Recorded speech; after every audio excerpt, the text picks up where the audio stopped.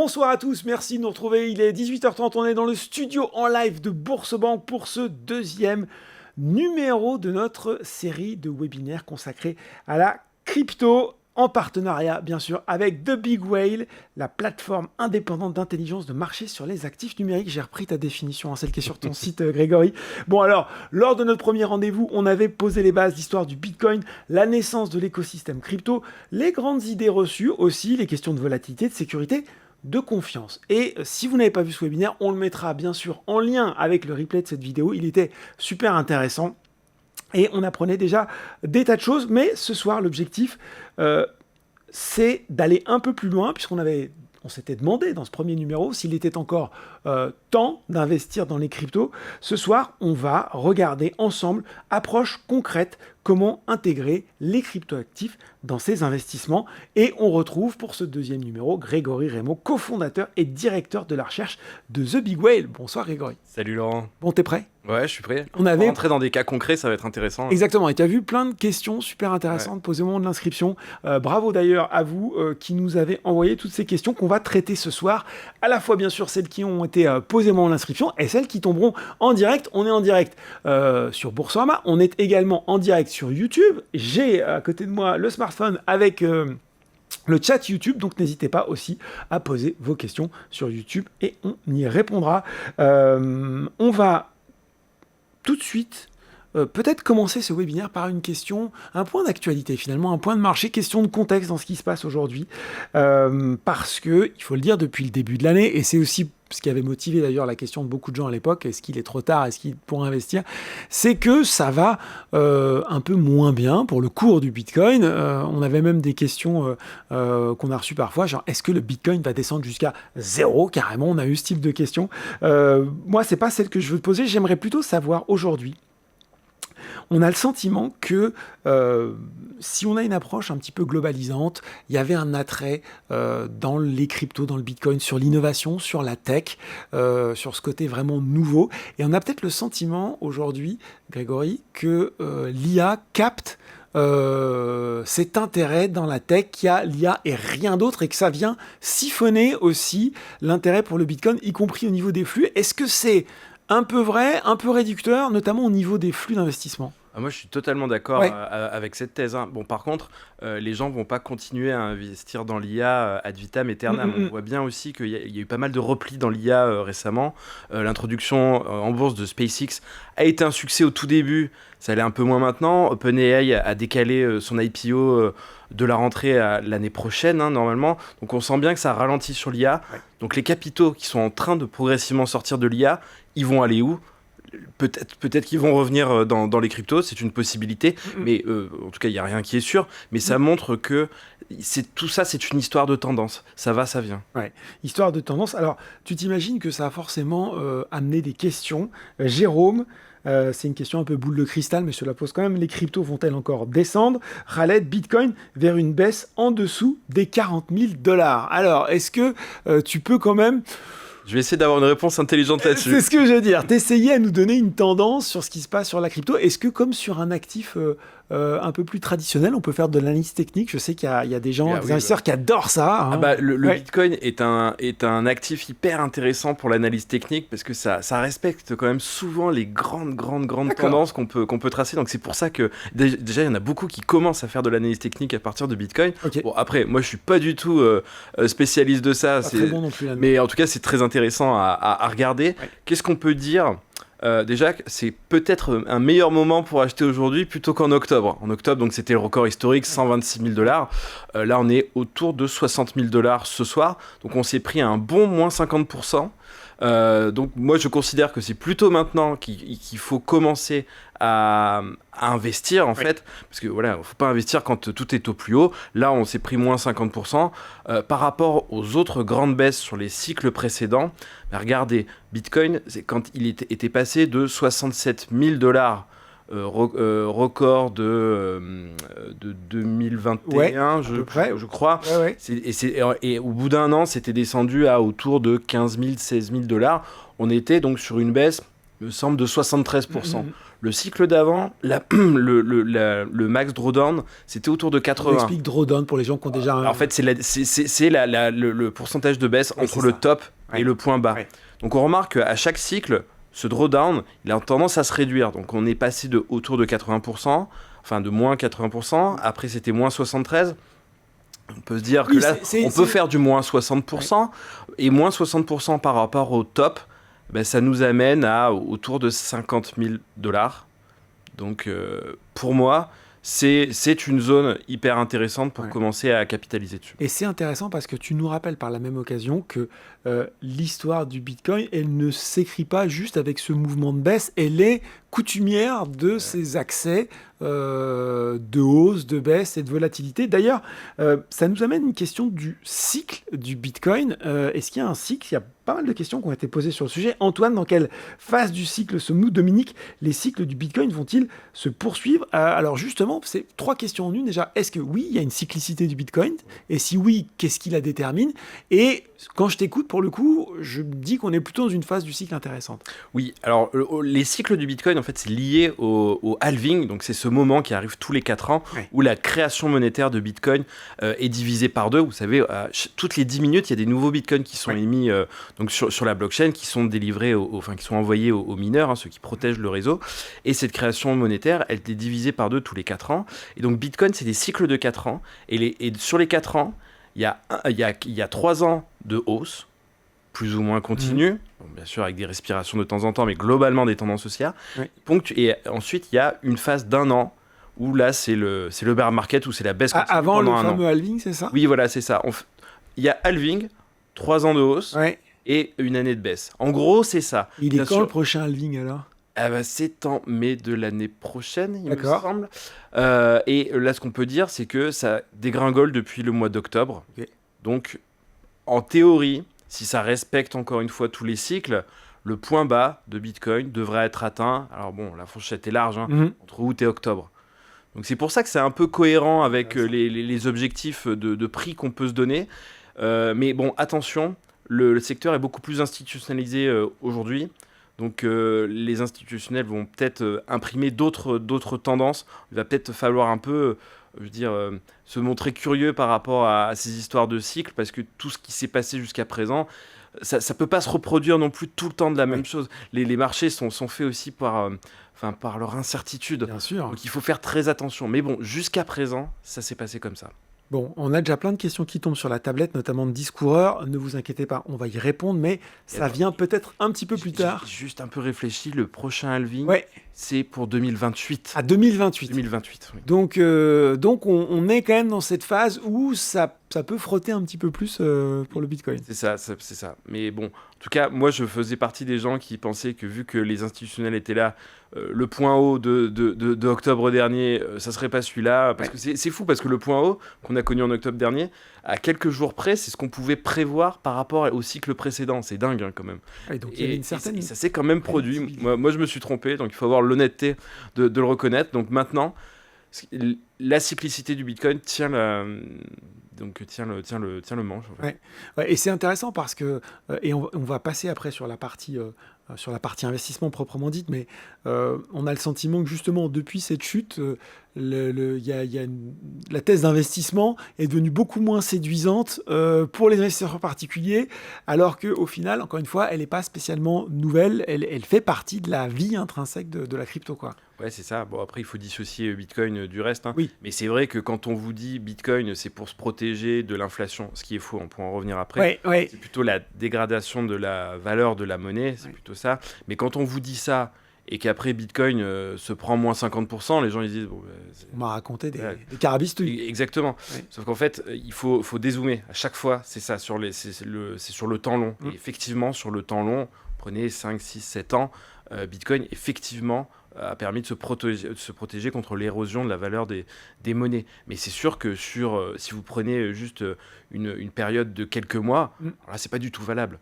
Mais sur le temps long, la valeur de Bitcoin n'a pas changé. Et on rappelle proposition de valeur. Là aussi, on le dit pour les actions, mais c'est aussi valable pour les cryptos. L'investissement, l'horizon d'investissement, il est sur du temps long. C'est ça, et on reste quand même sur un actif qui est extrêmement spéculatif. Ouais. Bien sûr qu'il y a BlackRock, il y a ce genre d'acteur qui est là maintenant, mais ça reste la partie la plus risquée d'un portefeuille aujourd'hui. Tiens, on a une question de Laurent. Y a-t-il un lien entre les cours du Bitcoin et le cours des places boursières? Elle est intéressante cette question parce que certains nous expliquent qu'en fait le cours du Bitcoin est corrélé au Nasdaq, c'est ça?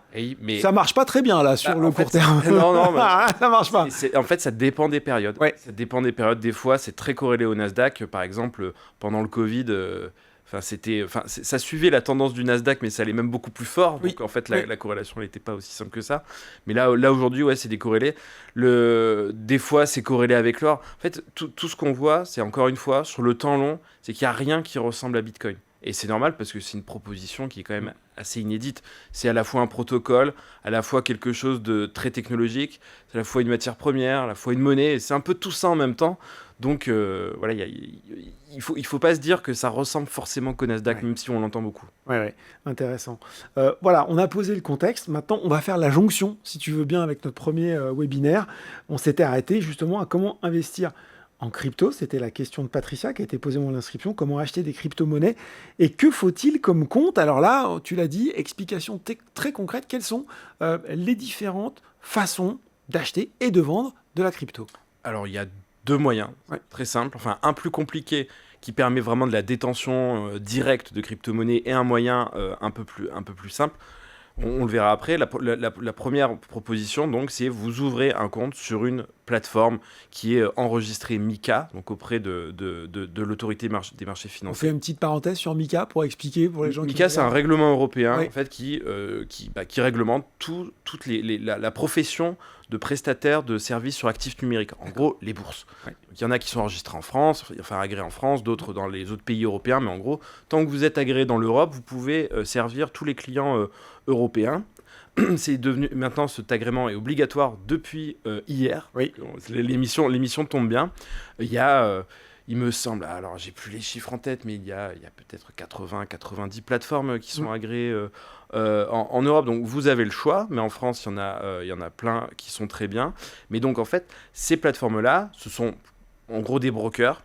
Par contre, quand vous investissez dessus, vous détenez vraiment les crypto-monnaies. Vous pouvez en faire un peu ce que vous voulez, vous pouvez les envoyer ailleurs sur des portefeuilles que vous êtes seul à maîtriser. Voilà, c'est vraiment de la détention directe de crypto. Attention, si vous n'êtes pas à l'aise avec ça, si vous avez peur de faire une bêtise, ce qui peut arriver très souvent, je vous rassure, alors, c'est pas la bonne solution. C'est là où j'aimerais, parce qu'en fait, moi je connais pas ça, honnêtement, je vais te le dire, j'ai pas de compte en propre de crypto.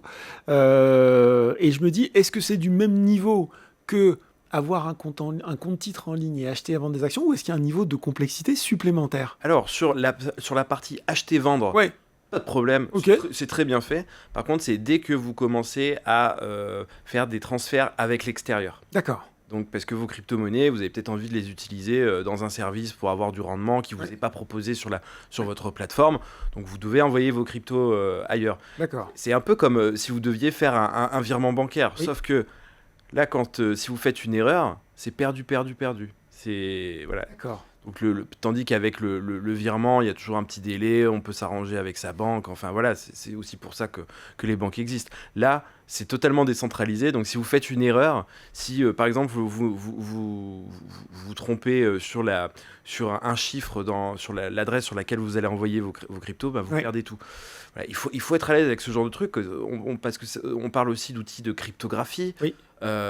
Honnêtement, moi, j'ai mis des mois quand même avant de maîtriser quand même, ça veut dire quelque chose. Et on a toujours un petit peu le doigt qui frisson. tremble au moment où on va cliquer pour envoyer. Sur le côté. Voilà. Et donc, pour moi, en fait, je trouve que si on est un puriste, si on veut vraiment monter en compétence dessus, c'est vrai que la détention directe, ça fait partie de la philosophie du sujet.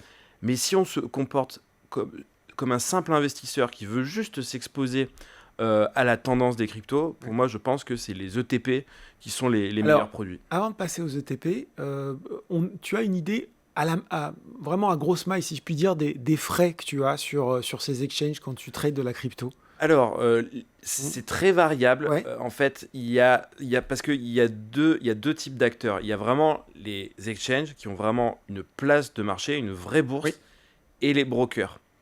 donc qui eux vont sur les places de marché pour acheter et vendre les titres. Voilà, c'est ça. Mais en contrepartie, les brokers en fait ont une expérience utilisateur ultra simple. La plateforme d'échange, c'est vraiment un outil de trading, donc ça dépend de votre sensibilité là-dessus. Okay. Si on est sur une vraie place de marché, les frais sont quand même relativement faibles. Hein. On est sur du 0,1%, 0,2%.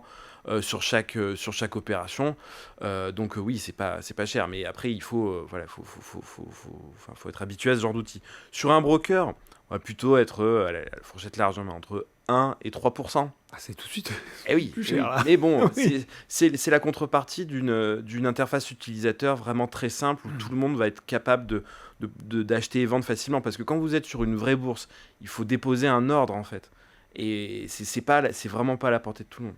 Bon, on a une question de Risto qui est tombée, je la poserai un peu plus tard, Risto, parce qu'elle est super intéressante. On va parler des menaces de l'IA, voire de l'informatique quantique sur la crypto, mais avant, on va parler de cette deuxième catégorie, en tout cas cette deuxième façon d'investir en crypto, qui pour le coup est sans doute beaucoup plus adaptée pour monsieur et madame tout le monde. Oui, tout à fait. Ouais. Donc on va parler des ETP.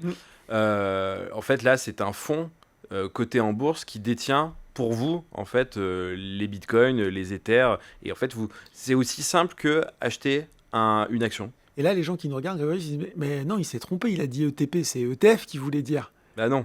En fait, alors tout le monde parle d'ETF, c'est la même chose, hein. Enfin plus ou moins. Pour l'investisseur individuel, c'est assez proche. Ouais. C'est ça. Mais en fait, légalement, un ETF en Europe, faut qu'il y ait plusieurs actifs dans son fonds. Quand il y en a qu'un, ça ne peut pas être un ETF en Europe. Aux États-Unis, ils ont le droit, mais bon, tout le monde retient, c'est vrai, le terme ETF aujourd'hui, même en Europe. Mais voilà, sachez que si vous cherchez un instrument de ce type en Europe, il faut plutôt taper ETP pour... Alors, ETP, on va faire toute la traduction. ETP, Exchange Traded Products, donc produits, hein, ETF, Exchange Traded Fund, et plus particulièrement, il y en a même un troisième quand on s'intéresse aux cryptos, c'est l'ETN, oui. Exchange Traded Note, donc là qui est en fait... pour rentrer un petit peu dans la technique, un titre de créance sur une crypto, c'est ça. C'est ça, parce qu'en fait, oui, vous ne détenez pas une part du fonds qui lui-même détient du Bitcoin. Ouais. Vous détenez en fait une créance par rapport à ce fonds qui lui détient du Bitcoin. Très exactement, c'est ça. Et il me semble que l'ETP, c'est le terme très générique qu'on met au-dessus. Exactement. De tout. Dans les ETP, il y a les ETN, les ETF et tout. Les ETC. Et pour les comos, pour les matières premières. Exactement. Donc voilà, pour rester simple, parlons d'ETP. Ouais. Bon, en tout cas, si vous connaissez les ETF, bon, vous serez à l'aise avec. Alors, c'est la même mécanique. Donc, un fonds coté en continu qui s'achète et qui se vend à peu près comme une action, avec souvent un prix de part qui est assez accessible. D'ailleurs, la vraie question, Grégory, en tout cas une des questions, et si vous en avez d'autres, n'hésitez pas à les poser, c'est oui, mais alors je sais que sur certains types de produits, en fait, ils détiennent pas vraiment en collatéral, donc en garantie, des vrais cryptos, des vrais bitcoins. Comment ça fonctionne ça ? Tous les ETP, enfin qui sont listés en Europe, ils détiennent les cryptos. Donc il y a bien de la crypto en collatéral. Ah oui, bien sûr. Ouais. Oui, ça y a aucun souci. Et les acteurs européens, parmi les plus connus, sont très sérieux. Il n'y a jamais eu aucun problème. Et moi, j'aime bien ce type de produit parce que vous savez, dans la gestion des cryptos en direct, il y a aussi l'histoire de la conservation. Oui. Je vous en ai pas parlé. Ah oui. Normalement, un mot sur la conservation. Normalement, le broker s'en occupe, mais vous pouvez aussi faire des erreurs là-dessus. Et si vous voulez les détenir en direct sur votre petite clé Ledger, là, c'est le festival si vous y connaissez pas trop. Ouais. Tandis que... Genre, j'ai oublié mes codes, c'est ça, c'est le drame de je connais plus les clés d'accès. Il y a toujours le risque de hack. Donc, en fait, si vous investissez via un ETP, l'ETP, l'émetteur, va s'occuper de la conservation, il a une assurance pour ça, vous ne vous en faites pas. Et c'est aussi simple qu'acheter une action avec son compte titre. Donc vraiment, si vous vous intéressez au sujet crypto uniquement pour de l'investissement et aucunement pour la philosophie du sujet, c'est un no-brainer, vous n'avez pas à vous poser de questions. Le TP, c'est le plus simple. Il y avait une question de Wally, comment investir sur les crypto-monnaies dans un compte Bourse-Banque ? Eh bien voilà, c'est la réponse. Il y a effectivement des ETN sur les cryptos qui sont disponibles sur Bourse-Banque et vous pouvez acheter, Wally, vous allez dans la rubrique ETF, ETN sur le portail Boursorama et vous retrouverez les ETN sur les cryptos. Wally avait posé une super question aussi. Existe-t-il des ETF crypto? Mais il disait un mélange. Bah oui, parce que finalement, on pourrait avoir un panier, puisqu'on parlait de plusieurs sous-jacents. Pourquoi pas un ETF avec un panier de crypto? Ça existe, ça? Oui, ça existe. Alors, on n'arrête pas de progrès dans les ETF, Ouais. ce qui est bien, hein, parce qu'on propose de plus en plus de produits de plus en plus exotiques, et ça dépend aussi de votre style, hein. Mais alors, celui-là, le top 10, par exemple, il existe. En Europe, CoinShare le propose, par exemple. Il me semble que c'est listé sur Bourso. En tout cas, oui, c'est un super produit. C'est le top 10 D'accord. des plus grosses capitalisations. Donc on peut Oui. effectivement avoir ce type de produit. Nous, on est sur Boursemant qu'on trouve des ETN vraiment listés sur une crypto spécifique, mais en tout cas ce type de produit existe. Tu t'en doutes, on a aussi reçu énormément de questions. C'est une question un peu rituelle chez les clients de Boursebank. Marie nous la pose en direct. Est-ce qu'il est possible d'investir dans le cadre d'un PEA sur les cryptos? Eh bien non, Ouais. eh bien non, ça serait trop simple. Ouais. Ça serait trop simple, mais en même temps, je pense qu'il faut aussi se rendre compte que c'est pas quelque chose qui fait tourner l'économie. Mm.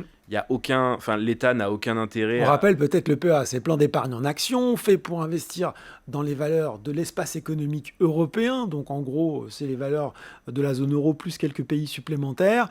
On peut acheter des fonds, on peut acheter des actions, mais c'est vrai qu'a priori, on voit mal comment on ferait rentrer la crypto dans ce cadre réglementaire, quoi. Bah oui, là, il y a pas vraiment d'intérêt. Mais alors, il y a d'autres solutions, on en parlera peut-être un petit peu après, parce qu'il y a des entreprises européennes dont le but en fait est d'accumuler le plus de bitcoin dans leur bilan. Évidemment. Il y en a qui sont cotés en bourse, il y en a qui sont Alors, enregistrés en France. Celles-ci, on peut les mettre dans un tout PEA. à fait là où je voulais t'amener. Donc il faut effectivement qu'on parle.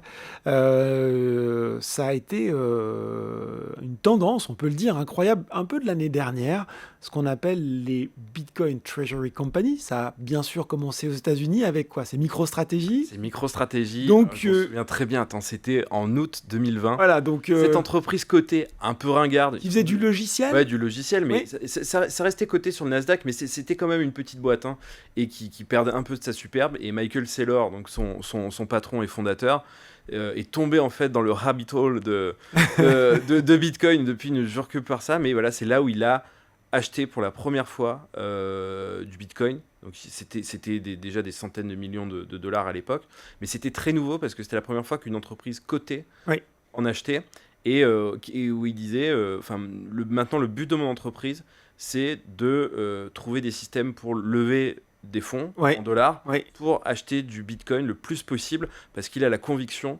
que Bitcoin est en fait l'actif qui aura le plus de valeur dans les années à venir. Alors, il faut dire que cette tendance, elle s'est retrouvée aussi en France avec des sociétés qui se sont lancées là-dedans, c'est-à-dire que dont le business model, si je comprends bien, c'est la détention de Bitcoin.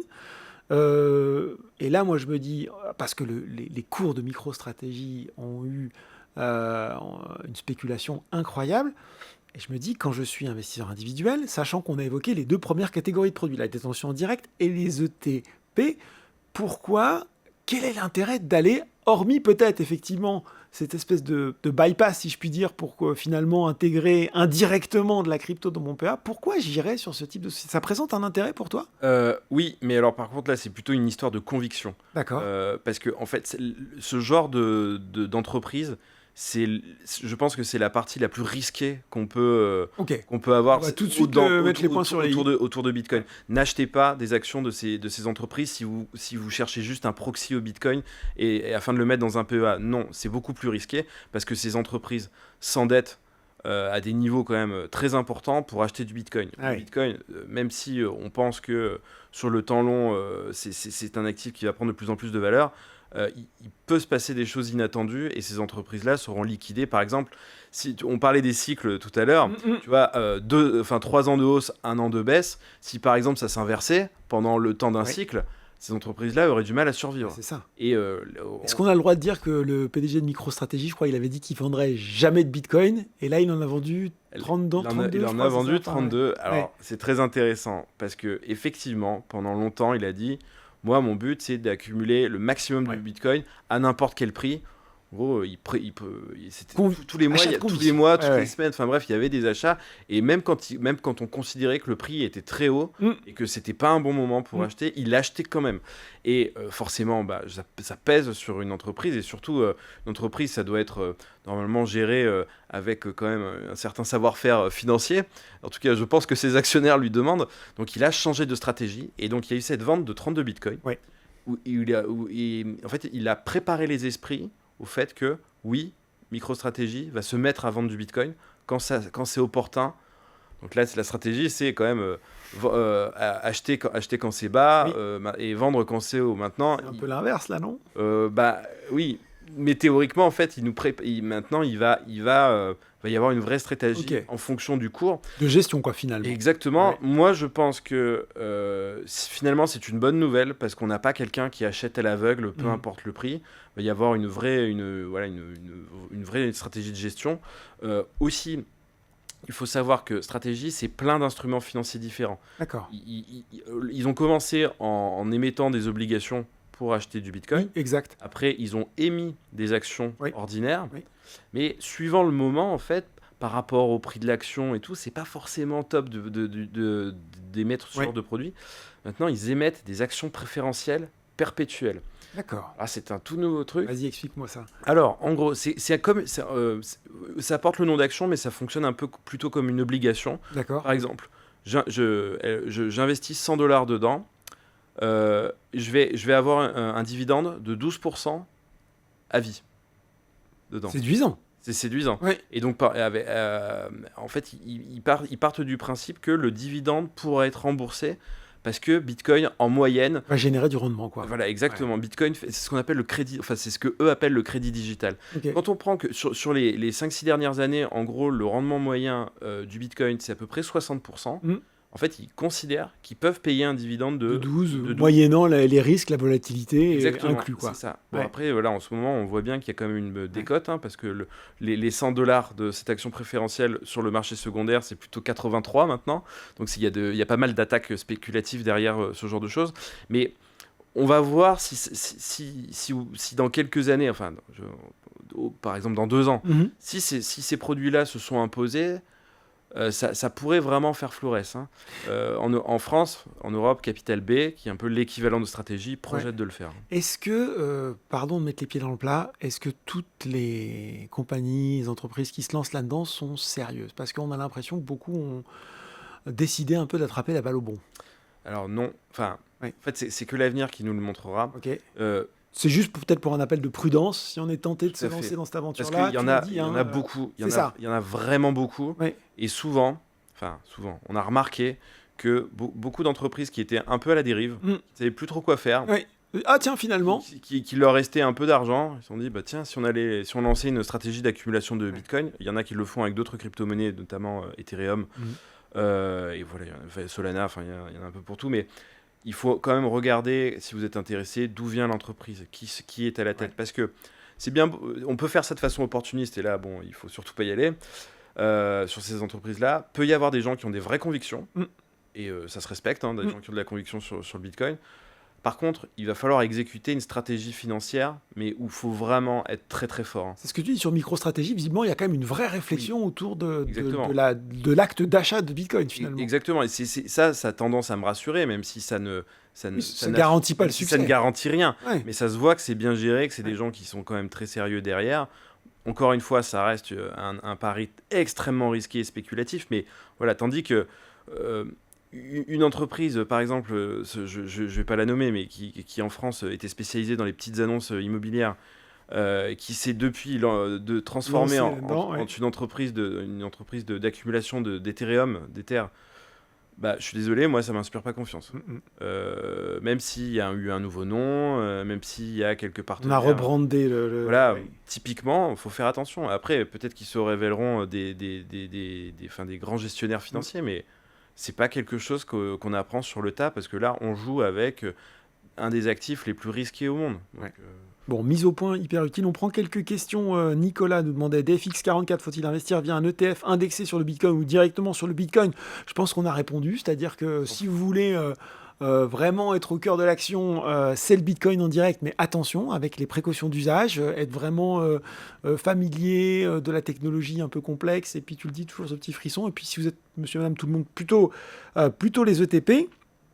On a cette question qui est tombée également de Garmi. Et les ETF crypto sont-ils en risque suite à l'adoption de la réglementation MiCA? Non, pas du tout. Non, ça, je Non, pense que rien à c'est voir. des choses différentes. Non, rien à voir. Non, mais je pense que globalement, en fait, ça sert tout l'écosystème, hein, que ce soit des bitcoins dans des ETF ou des bitcoins détenus chez des prestataires de services sur actifs numériques. En gros, le MiCA rend plus légitime, plus crédible un secteur entier. Donc, c'est un cadre, quoi. Voilà. Donc, on n'est plus du tout à l'époque, quand j'ai commencé sur le sujet, c'était en 2017. Là, on était vraiment sur un écosystème de pirates, rien n'était régulé. Là, on pouvait légitimement se poser des questions de crédibilité, de légitimité du secteur, du point de vue de la finance traditionnelle. Là, on a les mêmes codes, les mêmes normes, quasiment les mêmes règlements que les actifs traditionnels. Donc, pour moi, c'est une très bonne nouvelle. Très bonne nouvelle. Voilà, on a déjà exposé les différentes façons d'investir dans le Bitcoin. Et forcément, après, là aussi, les premiers pas. Pas mal de questions qui viennent assez vite. Claude, la somme à investir au départ, et puis Khaled, le pourcentage idéal de crypto dans un portefeuille d'investissement global. Il y a toujours cette question aussi importante de, finalement, si j'y vais, combien j'en mets? C'est très difficile. Ça dépend de votre situation. Ça dépend des cas. Mais bon, j'ai quand même essayé de regarder qu'est-ce qui se faisait sur le marché, qu'est-ce que les BlackRock, les entreprises comme ça conseillent. Alors BlackRock, ils disent 1 à 2% de votre portefeuille. Donc là, on est sur l'allocation 1 à 2% du portefeuille. Voilà, c'est ce qu'ils disaient il y a 2 ans encore. Donc c'est la partie la plus risquée de votre portefeuille. Charlie Schwab, qui est un gros broker américain, récemment, là on était plus entre 5 et 10. Eux, ça monte un peu plus. Je pense que voilà, c'est une fourchette large, hein, bien sûr, entre 0 et 10, ça dépend de votre appétence au risque. Mais c'est à moins que vous soyez un énorme believer, ou une énorme believer, que vous soyez très très convaincu, je pense qu'il ne faut pas dépasser 10. Okay. Parce que sinon, parce que vous allez vous prendre des moins 50% en 6 mois. Ça va recommencer. Donc il faut avoir le cœur solide. Je peux te parler de mon expérience perso. Bien sûr, j'ai acheté au plus haut. Hein, voilà, merci, bonjour. Et Bourse-Banque, ma banque, m'envoie ce petit mail régulièrement en disant « Attention, écart de valorisation de plus de X% sur votre achat ». Effectivement, ça fait un peu mal. Donc c'est sûr qu'il faut être prudent dans cette diversification. Il y a un point important aussi qu'on aborde rarement, c'est de se dire... souvent, on peut partir avec ce principe de se dire on met 2, 5, 10, allez pour les plus téméraires, et on oublie de rebalancer si le cours de sa crypto monte. C'est-à-dire tu sais qu'en gros, la valeur augmente, et puis la part de ton portefeuille, la part de la crypto dans ton portefeuille va augmenter. Alors que finalement, tu dois aussi, quelque part, si tu t'es dit 10, être capable de la maintenir à 10. Rebalancer, quoi. Après, c'est difficile dans ces moments-là, hein, parce que quand on commence à faire des belles performances, on se dit, ça va monter encore un peu, donc j'attends et tout. Non, en fait, il faut avoir un plan, une stratégie dès le départ. Donc, on parle beaucoup des risques, mais bon, il y a aussi plein de phases très euphoriques aussi. Et finalement, c'est plutôt celles-là qui sont difficiles à gérer, je trouve. Parce que quand on a un plan et qu'on accepte de vivre à un moment à moins 50% par rapport à un plus haut, voilà, ça fait partie du truc. Mais quand on commence à voir son portefeuille qui fait du plus 10% tous les jours, il y a des phases comme ça. Là, c'est très difficile de s'arrêter. Et souvent, en fait, on n'a pas... comment dire, on a un péché qui est de vouloir toujours plus. Toujours plus. Et les plus grosses erreurs arrivent là. Donc, pour résumer, faites un plan. Tenez-vous-y. Et voilà, et surtout, faut pas y déroger. Même si à un moment vous dites, oh, mais le contexte a changé, ça peut aller encore plus haut. Non, faut un plan. Moi, sur la question à laquelle on n'a pas répondu, sur la somme minimum, je trouve que justement, peut-être pas dans une optique d'investissement tout de suite, mais de test, les ETP permettent aussi finalement de se dire, j'y vais, je mets une pièce pour voir, si je puis dire, et déjà de voir un petit peu comment ça comporte et de tester en direct son aversion au risque et à la paume quand ça se passe pas bien, quoi. Exactement, ouais, c'est possible. Après, sur la détention directe, vous pouvez faire ça aussi. Hein. Non, c'est très simple, effectivement. Pour commencer, c'est pas mal. L'autre question qu'on a abordée aussi un petit peu incidemment et qui revient, c'est faut-il, au sein de cette poche, qui est une poche de diversification de ce portefeuille, diversifier. Est-ce que je ne mets que du roi Bitcoin ou est-ce que je donne de la place à d'autres cryptos ? Alors, je pense que Bitcoin doit représenter une part fondamentale, principale de votre portefeuille. Juste un petit chiffre, hein, Ouais. Bitcoin, ça pèse 60% de tout l'écosystème crypto. D'accord. Donc, alors, chacun fait un peu ce qu'il veut, mais c'est cohérent de se dire que 60% de vos cryptos, ça doit être du Bitcoin.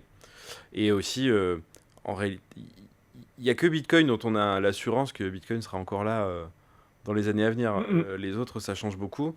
Ethereum est un projet très très très intéressant.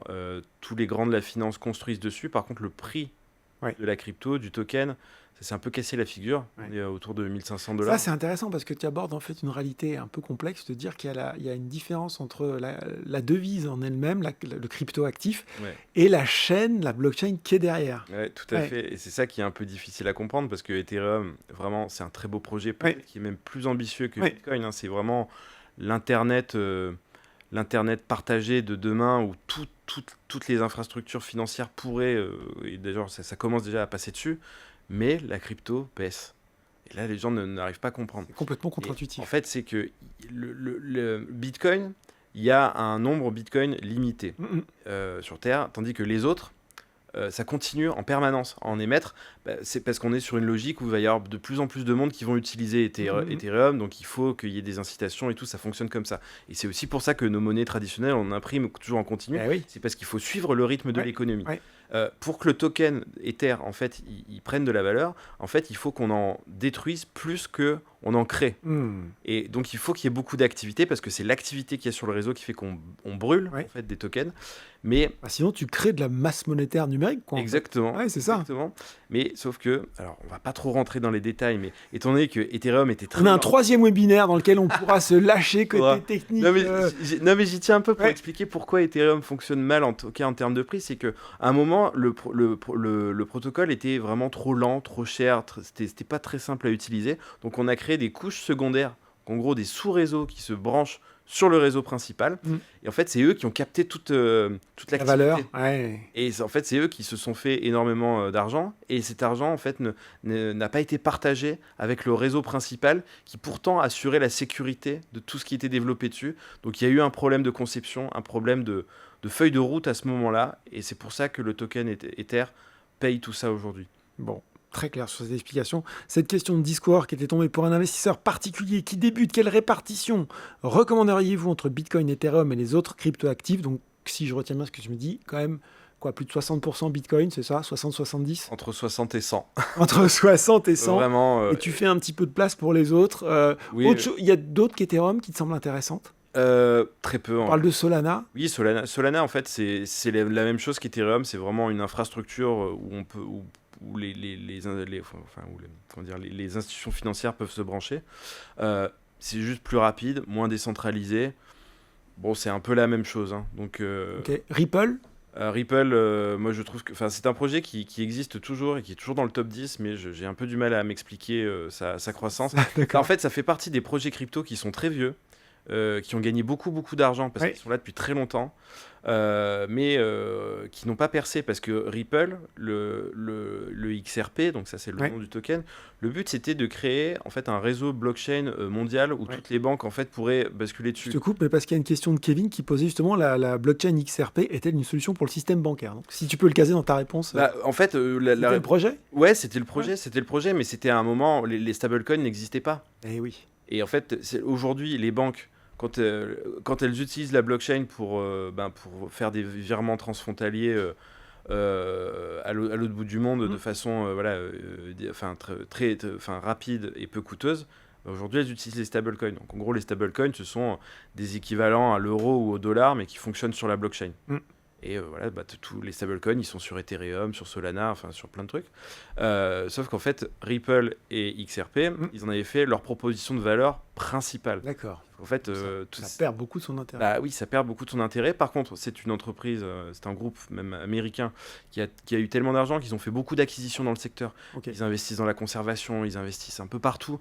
Donc en fait, ça reste quand même un écosystème très dynamique.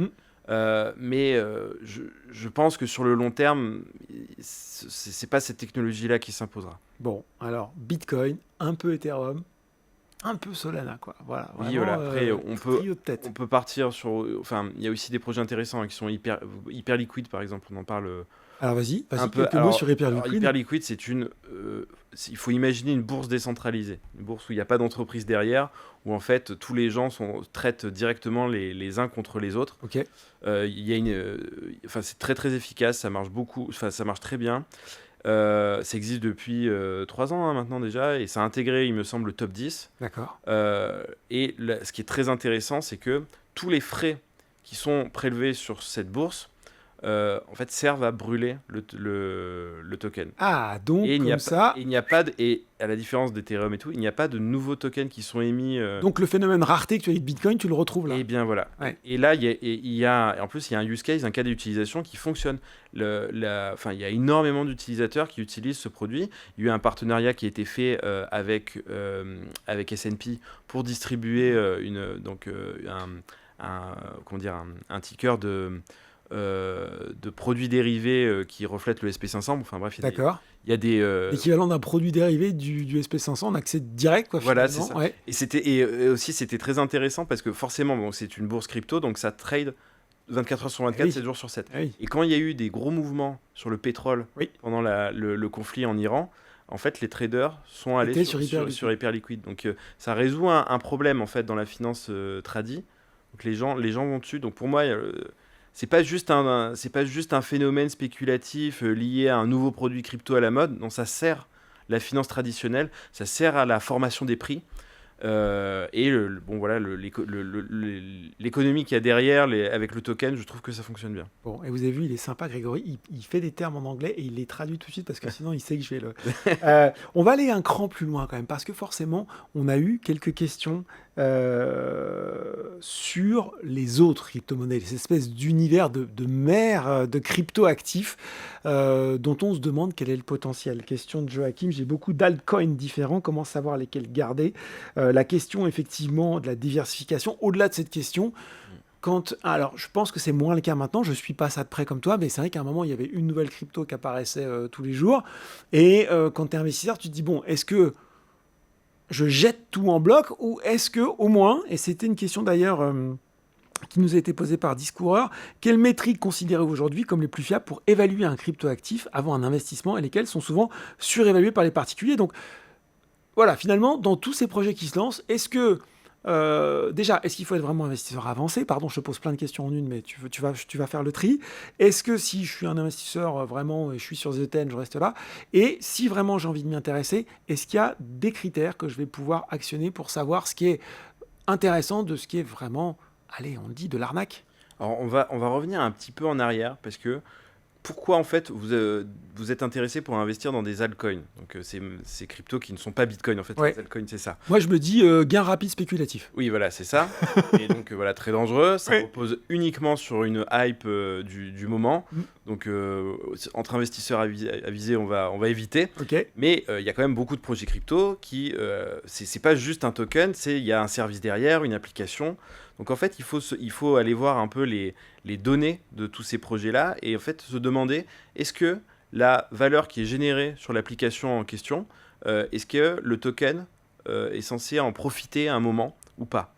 C'est très important parce que par exemple, il y a des super projets type Uniswap qui était une autre bourse décentralisée qui fonctionne toujours très bien, mais quand les gens l'utilisaient, les frais étaient ponctionnés par la start-up qui développait le protocole. Okay. Et donc, en fait, c'est les actionnaires de cette start-up-là qui ont profité des bénéfices liés à l'activité de ce projet. D'accord. Et en fait, les gens qui détenaient le token, rien, que dalle. Ah ouais. Et en fait, on leur promettait juste un droit de gouvernance pour voter dans cette organisation décentralisée avec le token. Mais le token, il n'y avait rien qui était designé pour faire profiter les gens qui le détenaient de la valeur générée par le projet.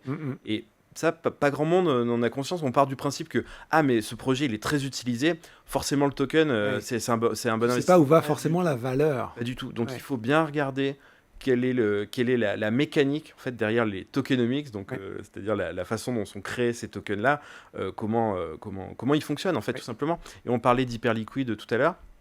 Là, c'est l'inverse exact, c'est-à-dire que plus le protocole, la bourse décentralisée hyperliquide est utilisée, plus il y a des frais qui sont prélevés aux gens qui l'utilisent. Qu'est-ce qu'on en fait de ces frais ? C'est pour brûler les tokens. Ouais. Et donc là, mécaniquement, le token s'apprécie. Et vous remarquerez, si vous allez voir les charts... Comme tu faisais du rachat d'actions en continu. C'est du rachat, ouais, exactement, c'est du rachat. Ouais. C'est du rachat. C'est totalement ça. Et vous vous apercevrez que la courbe du hype, le token donc d'hyperliquide, est dans une tendance franchement haussière, alors qu'on est quand même dans un marché difficile depuis pas mal de mois. Ce token-là s'en sort très bien. Il y a une raison pour ça. Et je pense que ce projet, il y a un avant et un après hyperliquide là-dessus. Je pense que la plupart des projets qui vont se lancer à partir de maintenant vont essayer d'adopter un peu le même genre de mécanique, parce qu'on a vraiment on a vraiment vu que ça fonctionnait. Bon, Fabien, qui nous regarde depuis YouTube, nous dit « Émission intéressante, merci Fabien. » Et si vous nous regardez sur YouTube, vous voyez, le chat est ouvert. C'est en direct, n'hésitez pas aussi à poser vos questions. Il y a Myang qui avait posé au moment de l'inscription, s'il nous regarde ce soir, Myang, un peu des questions du même genre. Comment distinguer un projet crypto sérieux d'un projet spéculatif ? Donc on a répondu à ça. Quels sont les signaux d'alerte à connaître absolument ? Moi, j'ai retenu, attention, où va la valeur dans cette émission de token, Et si elle ne va pas chez vous, c'est qu'il y a un problème. Et dernier point, bon, ça complexifie un peu, mais mettons, on se retrouve face à un projet... C'est bien, tu paves la voix pour le 3, c'est ça. Le numéro. C'est si vous tombez sur un projet qui génère plein de valeur, qui en même temps fait du rachat de tokens pour le brûler, théoriquement on peut se dire mais c'est génial et tout. Il y a aussi quelque chose à regarder, c'est les fondateurs du projet.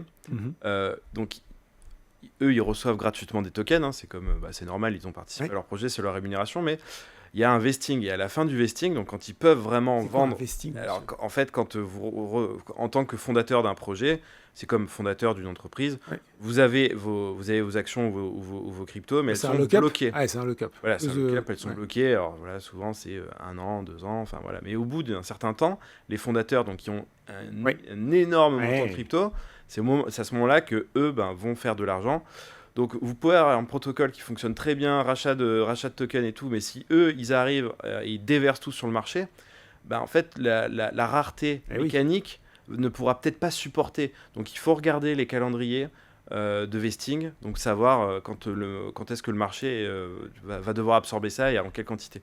Tout ça, ce qui est bien, c'est que la blockchain, tout est transparent. Tout est observable, tout est comptabilisé, et vous pouvez savoir tout ça. Donc vous n'hésitez pas à poser des questions dans votre LLM préféré, que ce soit ChatGPT, Claude, n'importe quoi. Il va vous dire ce qui va se passer. Il a accès aux données de la blockchain, vous pouvez poser toutes ces questions-là, et c'est très important pour pouvoir modéliser la qualité d'un investissement. Et moi, ce que je trouve rassurant dans ce que tu me dis, c'est qu'au final, on retrouve quand même des mécanismes qui, pour certains, sont pas si éloignés du marché action. C'est-à-dire qu'effectivement, si demain, des actionnaires majoritaires venaient à lâcher leur titre, le titre de leur société sur le marché, il se passerait la même chose, il y aurait une dilution, etc. Donc, il y a quand même des réflexes qu'on peut conserver. Tout à fait, mais un token, c'est pas une action, parce qu'une action, vraiment, c'est un titre de propriété. Oui, tout à fait, tu fais bien de le rappeler. Un token, pas du tout. Il y a plein de protocoles qui pourraient continuer à fonctionner sans leur token. Il faut quand même en avoir conscience.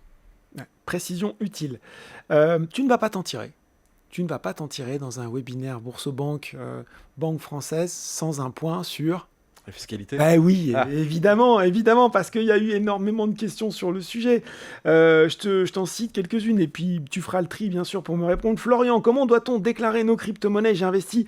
Alors, la situation de Florian n'est pas simple. J'ai investi depuis 5 ans dedans, en passant de plusieurs plateformes d'échange, histoire de compliquer un peu la donne, entre elles, et en réalisant des opérations très régulières. Et il nous dit, je n'ai plus aucun historique sur ces opérations. Faut-il juste déclarer annuellement l'état de notre compte ? Je te cite les autres. René, comment doit-on comptabiliser les plus ou moins-values à l'occasion de vente ou de paiement en Bitcoin ? Bruno, quelle fiscalité ? Est-ce que la flat tax s'applique à chaque gain ou globalement en fin d'année ? Et puis, il y en a une autre qui est tombée aussi, de Pébil. Aujourd'hui, en France, comment gérer la fiscalité autour des cryptos ? Il y a les plus et moins-values latentes ou réalisées, les cotations différentes d'une plateforme à une autre, le staking, etc. Ah, ce beau sujet. Ah, ça fait plein de questions. J'espère que tu as conservé plein d'énergie. Non, je vais tout donner. Allez. Alors déjà, ce qu'il faut On va faire les choses dans l'ordre. C'est qu'est-ce qu'il faut faire avant même d'avoir fait un achat ou une vente. La première des choses, en fait, c'est que si vous avez ouvert un compte sur une plateforme qui n'est pas en France, ça revient en fait à avoir un compte à l'étranger. C'est comme si vous aviez un compte en Suisse en fait. D'accord. Avoir un compte Coinbase par exemple, qui est une grosse bourse disponible en Europe. Bien sûr. Eux, ils sont enregistrés au Luxembourg. Donc en fait, ce n'est pas en France, donc c'est considéré comme un compte étranger, donc vous devez le renseigner. Donc déjà ça, obligation de déclaration. Voilà, c'est ça. Et si vous oubliez et que vous vous faites pincer, alors j'ai plus le chiffre exact, mais c'est entre 700 et 1000... 1500, j'avais peut-être en tête, je enfin, sais plus, sur oubli de déclaration d'un compte. Mais voilà, on est sur des montants comme ça, et c'est par plateforme, hein. Souvent les gens en ont plusieurs, donc ça peut monter assez haut, donc déjà faites très attention à ça. Si l'entreprise est en France, si elle a son siège social en France, vous n'avez pas besoin de le faire. D'accord. Tout ça est transmis automatiquement au fisc. Ok. Mais voilà, faites très attention là-dessus. Après, comment on calcule les plus ou moins values? Déjà, quel est le taux? C'est le PFU, donc c'est 31,4, puisqu'on a pris 1,4 point de CSG en plus depuis le début de l'année. Exactement, donc c'est ça. Alors, il y a une petite différence avec les actions, c'est que si les ventes annuelles n'excèdent pas 305 €, c'est précis, vous n'avez rien à payer. 305 € de vente de crypto. Là, en dessous de ce seuil, c'est bon. Voilà, en dessous de ce seuil, c'est bon. Il faut quand même dire au fisc que vous avez fait l'opération, mais vous n'avez rien à payer. Donc ça, c'est le petit avantage par rapport aux actions. Bon, c'est pas grand-chose, mais c'est déjà ça. Mais alors, la façon dont fonctionne l'imposition. Déjà, il faut savoir que si vous dépensez vos bitcoins, parce que ça peut arriver, il y a certains magasins qui le font, ils les prennent. C'est un acte de générateur d'imposition. Il faut donc c'est pas juste parce que vous avez les gens pensent que c'est que quand on vend contre des euros. Mais en fait, quand vous achetez quelque chose avec un bien Bitcoin, ou un service, quelque part, c'est comme si vous vous transformiez en euros. D'accord. Donc il ne faut pas croire que j'ai une carte crypto, ça me permet d'éviter la fiscalité. Non, pas du tout. Ok, premier point utile. Ça, c'est important à savoir. Qu'est-ce que je peux vous dire d'autre? Donc, les plus-values, moins-values. Oui, alors les plus et moins-values. En fait, le fisc considère que il s'en fiche que vous ayez du Bitcoin, de l'Ethereum. C'est vraiment ce qui s'est passé dans votre portefeuille au global. Okay. Parce que si par exemple vous avez fait des plus-values sur vos Bitcoins et des moins-values sur Ethereum, on pourrait se dire qu'on va isoler. Non, pas du tout. Là, c'est le portefeuille global. Ah d'accord, ok. Comment il se comporte de façon générale avec tout ce que tu as dedans. Et en fait, on va prendre tout le montant que vous avez investi en euros dedans. Par exemple, vous avez investi 10 000 euros. Allez. L'année d'après, vous avez investi 500. Voilà, vous allez prendre cette somme générale. Et en fait, le jour où vous faites une vente, vous allez regarder à quel niveau est votre portefeuille.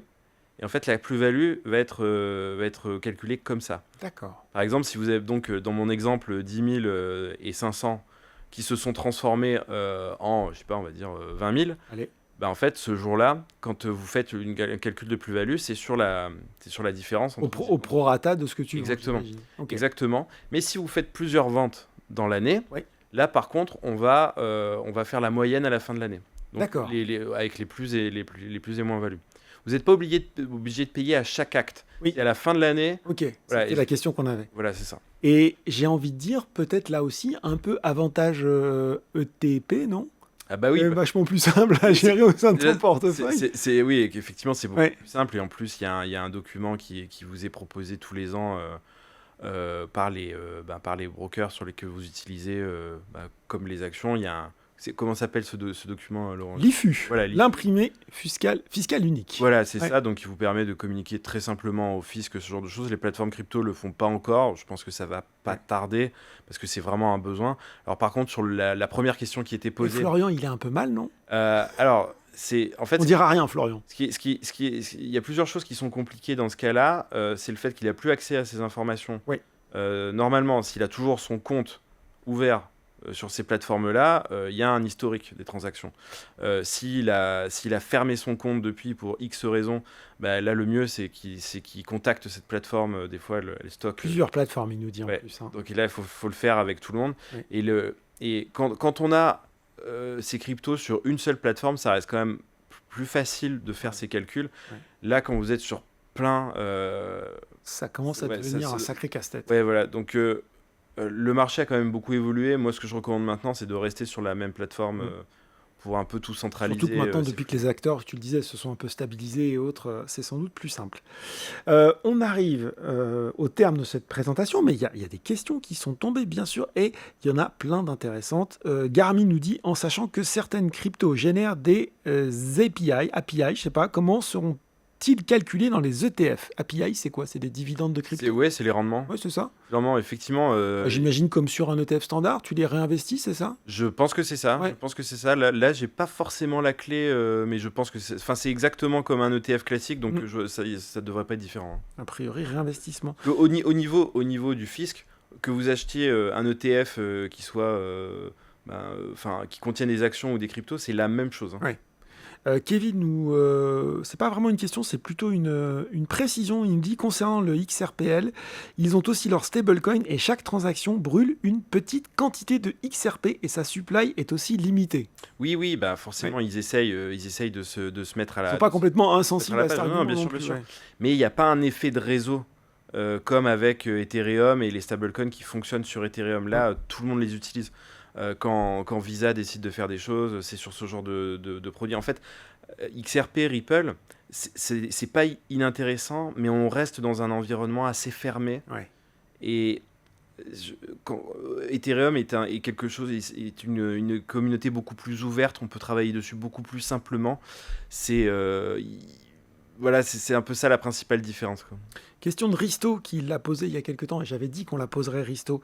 Certaines cryptos ont été attaquées par les IA, faut-il s'en inquiéter? Et moi je vais même ajouter, faut-il s'inquiéter du quantique qui va briser les chaînes, les blockchains aussi facilement que du beurre? Le quantique, ça c'est un vrai sujet. Ouais. En plus, Google a publié un papier de recherche, c'était en avril, où ils ont dit très directement que les blockchains de type Bitcoin seraient en danger. Mais attends, parce qu'on a discuté de ce sujet avec un de nos partenaires et on se disait, attention, ça ne concerne a priori que des chaînes plus anciennes de Bitcoin, pas forcément les plus... et qu'aujourd'hui, ça avait évolué vers des choses beaucoup plus... Non. Enfin, Bitcoin est en danger. D'accord. Mais bon, il faut aussi remettre l'église au milieu du village, si je puis me permettre cette expression. Allez, de toute façon, tu l'as fait, c'est trop tard.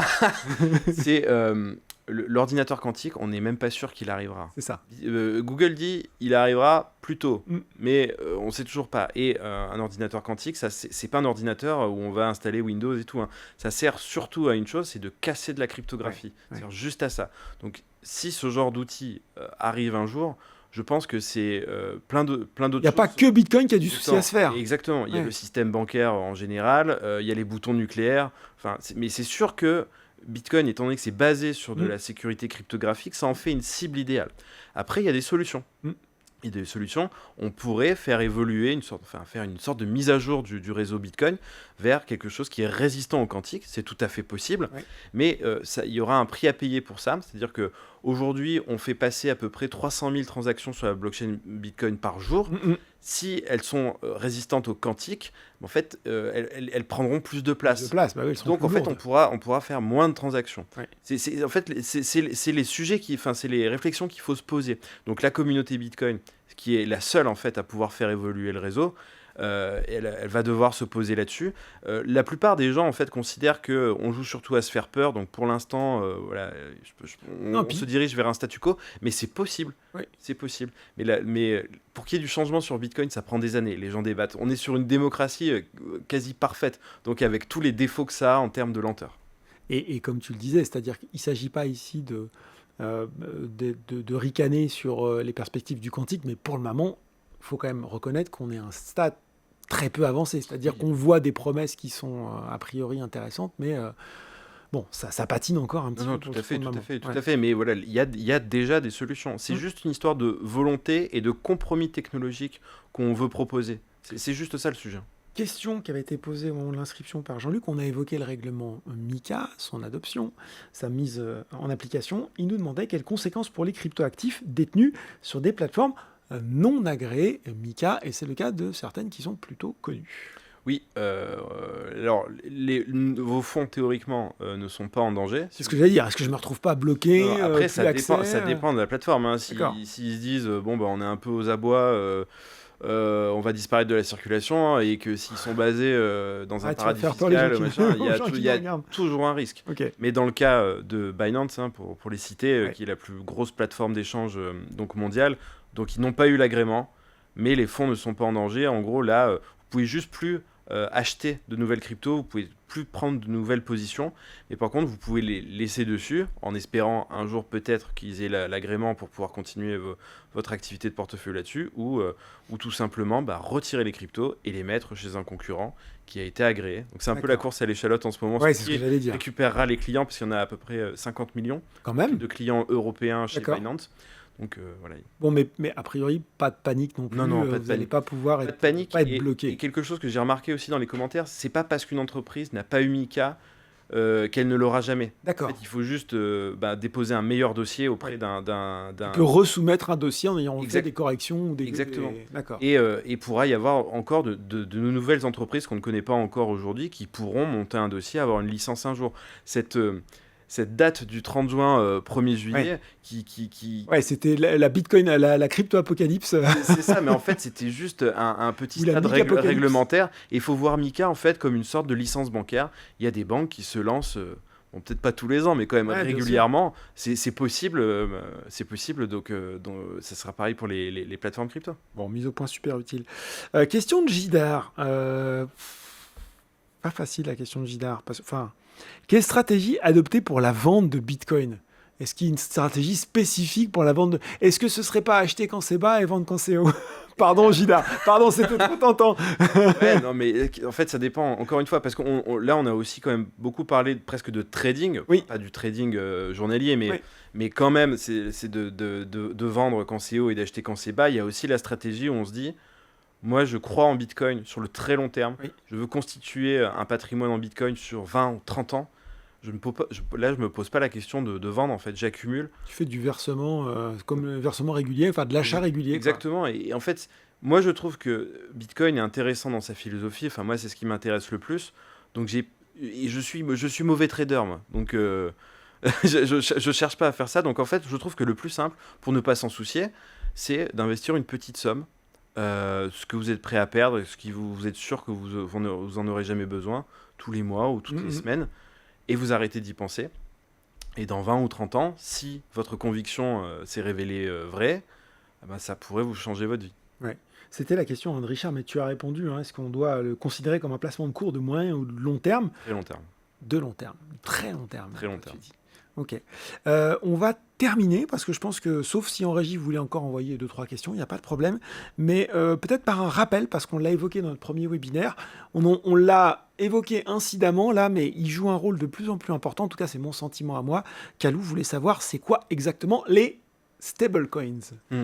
Alors, stablecoin, c'est la partie la moins drôle de l'écosystème, mais probablement l'une des plus utiles. Parce que quand vous en avez certainement entendu parler pendant ces 10 dernières années, la blockchain va changer la finance et tout. C'est pas à travers Bitcoin que ça change la finance, c'est plutôt donc à travers les stablecoins. Les stablecoins, donc c'est quoi ? Ce sont des tokens, des cryptos, mais qui valent l'équivalent de 1 euro ou 1 dollar ou n'importe quelle monnaie traditionnelle sur la blockchain. Et là, si je joue les naïfs, je dis mais attends, la promesse de la crypto, c'était de se débarrasser de la monnaie physique imprimée par un État, et rebelote, ça y est, la voilà qui rentre par la fenêtre. En fait, on utilise les rails de la blockchain, donc qui ont été inventés par des gens qui étaient contre tout ça, mais qui ont quand même inventé une technologie très innovante. Et en fait, les banques, les institutions financières traditionnelles, ils voient un intérêt. Et donc, on a des émanations donc, de monnaie traditionnelle émises par des banques, notamment Société Générale émet un stablecoin euro qui est un très bon produit. Il y en a plein d'autres. Et ça permet de faire quoi ? Tout simplement, quand vous voulez envoyer, par exemple, 1 milliard en tant que banque, 1 milliard à l'autre bout du monde, si c'est notamment dans un pays un peu exotique, donc il va falloir plein d'intermédiaires au milieu, ça va coûter très cher à la banque, en frais, ça va prendre du temps, probablement plusieurs jours, il va falloir peut-être passer par des intermédiaires que vous connaissez mal, donc vous avez peu confiance. Le système bancaire international ressemble à ça. D'accord. Donc le stablecoin, c'est ça. Dans certains corridors, dans certains pays, c'est un peu difficile. Ok. avec un stablecoin, vous pouvez envoyer en direct, sans intermédiaire, votre milliard à votre client sans problème. Et lui, en fait, localement, il va pouvoir convertir ce fameux milliard dans la monnaie qui l'intéresse. Et tout ça, ça se fait en quelques secondes et pour des frais, mais de quelques centimes. On parle de centimes pour des virements de plusieurs milliards. Ouais. Donc là, c'est assez révolutionnaire. Ouais.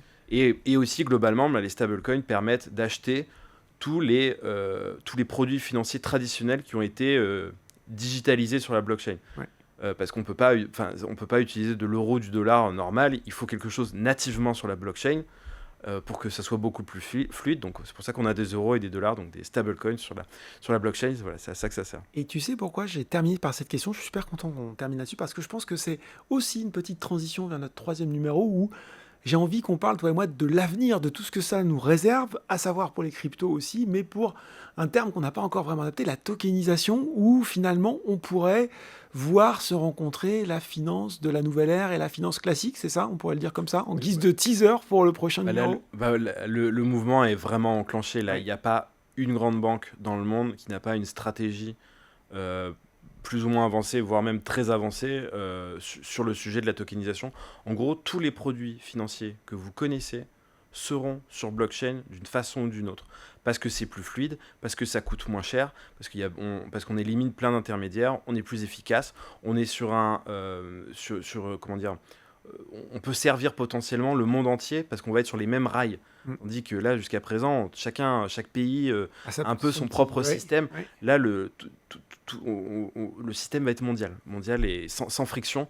Donc c'est très intéressant. Et même les actions qu'on considère comme des produits déjà très liquides, très efficaces, en fait, on se rend compte qu'il y a une demande énorme pour les actions, même les actions du Nasdaq. Tu disais qu'ils pourraient coter tout le temps.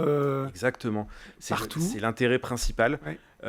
Par exemple, là, sur des actions Nvidia, Tesla, on peut les acheter, les trader en permanence.